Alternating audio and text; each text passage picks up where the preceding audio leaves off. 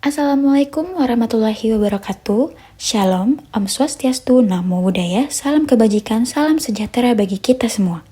Semoga dimanapun rekan-rekan berada selalu dalam keadaan yang sehat dan baik. Perkenalkan, saya Nadira selaku narasumber pertama. Dan saya Anissa selaku narasumber kedua. Pada kesempatan ini, kami ingin membawakan materi terkait self-regulation yang dapat membantu rekan-rekan sekalian dalam menghadapi tantangan pekerjaan yang sedang dihadapi saat ini. Baik, tanpa berlama-lama kita akan langsung mulai materi pada hari ini yang berjudul On Your Day with Focus. Mengasah self-regulation untuk kerja yang lebih terarah dan efisien. Sebelumnya, saya izin untuk menyampaikan tujuan training kita terlebih dahulu. Terdapat 3 tujuan. Yang pertama adalah peserta memahami dan melatih self-regulation. Kedua, menguasai 4 aspek, yaitu goal setting, self-monitoring, self-control, dan juga time management. Yang ketiga, mampu menerapkan prinsip fokus dalam kerja harian. Oke, sedari tadi itu tersebut-sebut nama self-regulation. Mungkin beberapa rekan-rekan sudah tidak asing dengan penyebutan self-regulation. Namun saya akan menjelaskan kembali apa sih itu self-regulation. Self-regulation merupakan proses aktif di mana seseorang secara sadar mengatur pikiran, perasaan, dan tindakannya agar bisa mencapai tujuan tertentu. Orang yang punya kemampuan ini dapat membuat rencana, memantau kemajuan, dan menilai usahanya sendiri untuk mendapatkan hasil yang diinginkan. Selanjutnya, mengapa self-regulation ini penting, terutama untuk para pekerja? Yang pertama, supaya kerjanya itu lebih terarah, jadi bukan asal jalan aja. Self-regulation ini membantu kita memiliki tujuan yang jelas dan cara kerja yang teratur, supaya hasil kerjanya lebih maksimal. Kedua, menjaga fokus di tengah gangguan. Dengan adanya aspek self-control dalam self-regulation, kita tuh jadi bisa hindari hal-hal yang bikin terdistraksi dan tetap jalan sesuai rencana kerja. Hal-hal terdistraksi ini dapat berasal dari eksternal dan juga internal. Untuk dari eksternalnya sendiri, biasanya tentang handphone, entah notifikasi WhatsApp, notifikasi Instagram, ataupun aplikasi-aplikasi lainnya. Lalu kalau distraksi internal itu bisa dari diri kita sendiri biasanya. Overthinking, cemas, lelah, ngantuk, malas, atau nggak mood seperti itu. Ketiga, mengelola waktu secara efisien. Jadi, kita itu bisa atur jadwal, tahu mana yang harus diprioritaskan, dan selesaikan tugas tepat waktu, tanpa harus numpuk-numpuk di akhir. Keempat, mampu melakukan evaluasi dan penyesuaian strategi dengan self-monitoring, yang merupakan salah satu aspek dari self-regulation. Jadi itu membuat kita tuh bisa tahu apakah cara kerja kita sudah efektif atau belum. Nanti dapat langsung diubah jika hal tersebut diperlukan. Terakhir, meningkatkan kemandirian dan inisiatif. Karyawan yang memiliki regulasi diri, itu tuh nggak perlu terus-menerus diawasi. Mereka tahu apa yang harus dilakukan dan bisa ambil tindakan sendiri. Lanjut, masuk ke dalam fokus. Ternyata fokus ini merupakan singkatan yang masing-masing hurufnya memiliki artian. Mulai dari F yang artinya fokus pada tujuan, O untuk observasi progres, K untuk kendalikan distraksi, U untuk urus waktu, dan S siap evaluasi. Kita akan bahas mulai dari F, fokus pada tujuan atau goal setting. Apa itu goal setting? Goal setting sendiri merupakan kemampuan untuk menentukan tujuan yang jelas dan penting, supaya proses regulasi diri menjadi lebih efektif.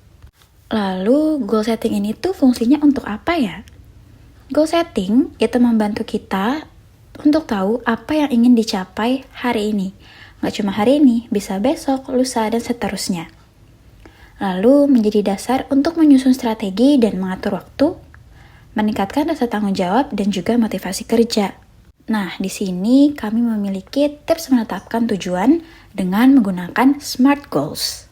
Seperti fokus, SMART ini juga merupakan singkatan dengan S untuk spesifik, yaitu jelas dan terarah, M untuk measurable atau bisa diukur, A untuk achievable atau masuk akal dan bisa dicapai, R untuk relevan atau sesuai dengan peran atau tugas kerja, dan T untuk time bound atau punya batasan waktu.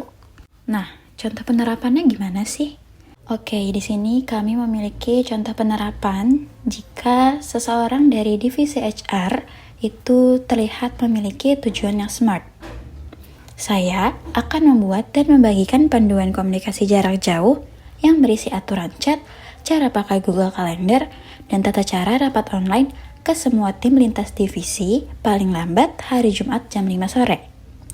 Setelah itu, saya akan memastikan minimal 90% anggota tim sudah membaca panduan itu dalam waktu 3 hari kerja. Nah, tujuan yang tadi bukan hanya spesifik, tetapi dapat diukur, masuk akal, sesuai dengan peran atau tugas kerjanya, dan punya batasan waktu.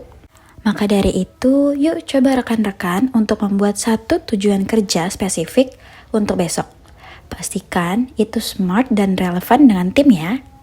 Selanjutnya, masuk ke dalam O untuk observasi progres atau self-monitoring. Apa itu self-monitoring? Kira-kira kata-kata ini asing atau sudah pernah dengar oleh rekan-rekan sekalian? Nah, self-monitoring ini merupakan kemampuan secara sadar untuk mengecek dan melaporkan kemajuan, juga strategi yang digunakan selama menjalankan tugas. Sederhananya, self-monitoring ini merupakan kemampuan untuk mengecek diri sendiri bagaimana kita sudah bekerja. Apakah sudah sesuai rencana, apakah ada kemajuan, dan apakah cara kerja kita ini sudah efektif? Terdapat berbagai contoh cara penerapannya.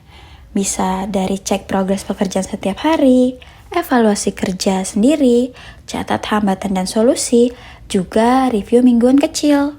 Di sini kami memiliki teknik self-monitoring yang akan kami bagikan kepada rekan-rekan sekalian.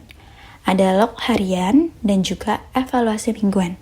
Untuk detail template dan contohnya, rekan-rekan bisa pencet di slide 10 yang sudah kami sediakan. Rekan-rekan dapat melihat contoh pembuatannya dan juga setelah itu jika kalian sudah memahami, bisa untuk coba dilakukan sendiri. Rekan-rekan bisa gunakan tabel ini selama 3 hari. Setiap sore, isi status progresnya dengan warna yang sama persis seperti contoh, ada merah, hijau, dan juga kuning, lalu refleksikan kendala dan cara mengatasinya. Di hari selanjutnya, lihat pola kerja paling sering warna apa. Misalnya, jika rekan-rekan ternyata status progresnya masih banyak yang berwarna merah, atau artinya tidak selesai, berarti rekan-rekan wajib melakukan evaluasi dan mengatur ulang strategi yang lebih baik. Selanjutnya, saya akan menjelaskan kata fokus dari huruf K. K yaitu kendalikan distraksi atau self-control. Apa itu self-control?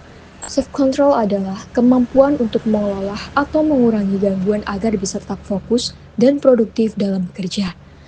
Lalu, apakah sudah menerapkan self-control pada fokus Anda? Kendalikan distraksi atau self-control dipengaruhi oleh 3 jenis distraksi utama di tempat kerja. Pertama, distraksi digital, yaitu gangguan dari notifikasi email, pesan instan, media sosial, dan smartphone yang sering mengalihkan perhatian dari pekerjaan utama. Yang kedua, distraksi fisik, yaitu gangguan dari lingkungan sekitar seperti suara bising, kondisi ruangan yang tidak nyaman, dan keributan dari rekan kerja. Yang ketiga, distraksi emosional atau internal, yaitu gangguan yang berasal dari dalam diri seperti stres, pikiran melayang, atau masalah pribadi yang mengurangi fokus saat bekerja. Cara kendalikan distraksi di tempat kerja. Pertama, nonaktifkan suara atau notifikasi di ponsel dan komputer saat bekerja. Kedua, pilih tempat kerja yang tenang atau gunakan headphone untuk mengurangi kebisingan. Yang ketiga, kerjakan satu pekerjaan sampai selesai sebelum pindah ke tugas lain. Yang keempat, periksa pesan dan email hanya pada waktu tertentu, tidak setiap saat. Yang kelima, selingi kerja dengan istirahat pendek agar tetap segar dan tidak mudah tergoda oleh distraksi. Lalu saya akan menjelaskan kata fokus dari huruf U, yaitu urus waktu atau time management. Apa itu time management? Yaitu cara mengatur dan memanfaatkan waktu secara efektif agar pekerjaan selesai tepat waktu, tetap fokus, dan tidak stres. Berikut manfaat utama mengatur waktu secara efektif dalam meningkatkan kualitas kerja. Pertama, menentukan skala prioritas sehingga pekerjaan tidak tercecer dan selesai tepat waktu. Kedua, mengalokasikan waktu khusus untuk setiap aktivitas sehingga fokus dan konsentrasi meningkat. Ketiga, mengurangi gangguan dan tekanan karena jadwal yang teratur dan realistis. Keempat, mempermudah pencapaian tujuan secara sistematis dan menghindari rasa terburu-buru. Yang kelima, membuka waktu lebih banyak untuk kegiatan lain yang meningkatkan kualitas hidup. Lalu saya akan menjelaskan kata fokus dari huruf S. S yaitu siap evaluasi atau self-assessment. Self-assessment sendiri adalah siap evaluasi atau refleksi diri dalam lingkungan kerja. Berarti memiliki kesiapan, keberanian, dan kemampuan untuk meninjau kembali kinerja, sikap, serta proses kerja yang dilakukan dengan tujuan utama menjadi pribadi yang lebih baik dan meningkatkan produktivitas dalam bekerja. Ada manfaat refleksi diri di dunia kerja. Pertama, meningkatkan kemampuan dan profesionalisme. Kedua, membantu mengambil keputusan lebih bijak. Ketiga, memperkuat motivasi dan rasa percaya diri. Keempat, membuka peluang pengembangan karir. Kelima, kemampuan beradaptasi. Nah, setelah sudah mempelajari arti kata fokus, apakah sudah fokus hari ini? Banyak orang merasa mengatur waktu adalah tantangan terbesar karena tugas sering menumpuk dan waktu terasa terbatas. Maka dari itu, perlu dilakukan cara sederhana untuk membuat waktu lebih teratur dan produktivitas meningkat, yaitu dengan cara pertama, setiap pagi luangkan 5 menit untuk menulis 3 tulisan terpenting yang harus selesai hari itu, bukan hanya semua yang ingin dikerjakan. Kedua, tuliskan di kertas atau aplikasi notes. Ketiga, tandai tugas yang sudah selesai, lalu lanjutkan ke tugas berikutnya. Yang terakhir, ulangi setiap hari selama seminggu. Orang yang hebat bukan yang paling sibuk, tapi yang paling fokus.